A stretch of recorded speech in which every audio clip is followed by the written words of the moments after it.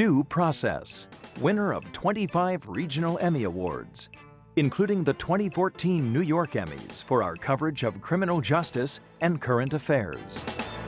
Due Process is a presentation of Rutgers School of Law, Newark, and the Edward J. Blaustein School of Planning and Public Policy. Studio facilities provided by the Rutgers ITV Studio, Division of Continuing Studies.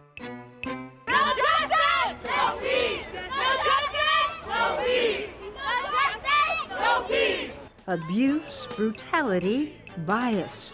Long-standing charges against Newark Police. But there's new muscle in the calls for reform. United will never be divided. A scathing federal report confirming the claims. A new activist mayor demanding new accountability and controls. Denied for half a century. A civilian police review board now on tap for Newark, if it can survive a legal challenge. That's next on Due Process.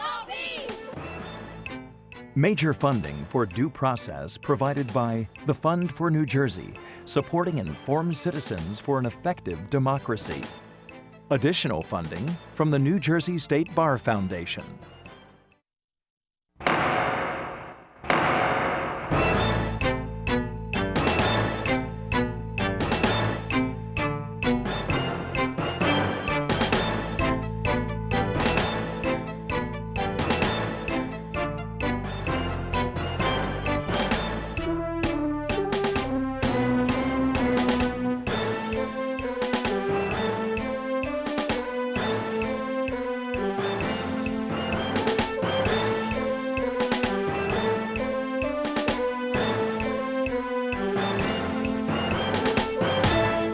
Activists have been demanding it for nearly 50 years, insisting that police brutality and misconduct have never stopped being a problem in Newark. But their calls for a civilian police review board have fallen on deaf ears until one of those activists became Newark's mayor.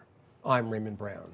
And I'm Sandra King, and on this edition of Due Process, civilian review of Newark Police, proposed by the mayor, backed by a range of community and legal advocates, opposed by some police who say it's not legal.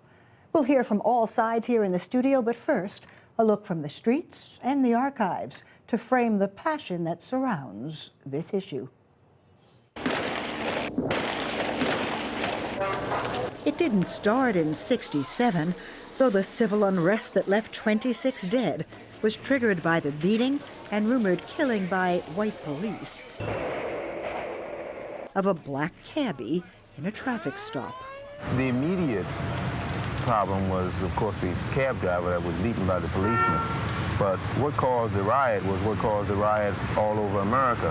And it didn't end with the election of Newark's first black mayor, or nearly 50 years of black political rule. This is our destiny. This is Newark. Since African Americans first called this home, since the Great Migration brought blacks to Newark in large numbers, racial bias, brutality, humiliation by police has been fact. No justice, no peace. No justice, no peace. And since the 60s, there have been calls for a civilian board to deal with a range of complaints against Newark cops. Newark is unique in many ways, but it's also connected to a larger issue, like I said, of anti-black state violence. They just snatched me out my car, searched me. Too many people have become victims of police misconduct and abuse in this city for far too long. The time for change is now.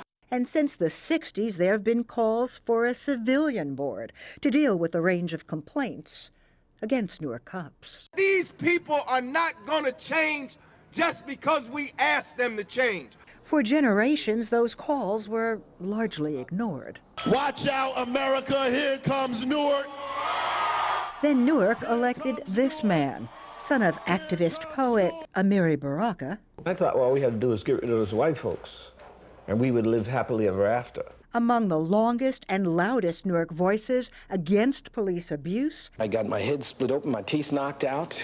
My father was in the Newark Rebellion in 1967. He was hit over the head. And Emiry's son still carries the banner. It is the irony of history. Now from inside City Hall. The reality is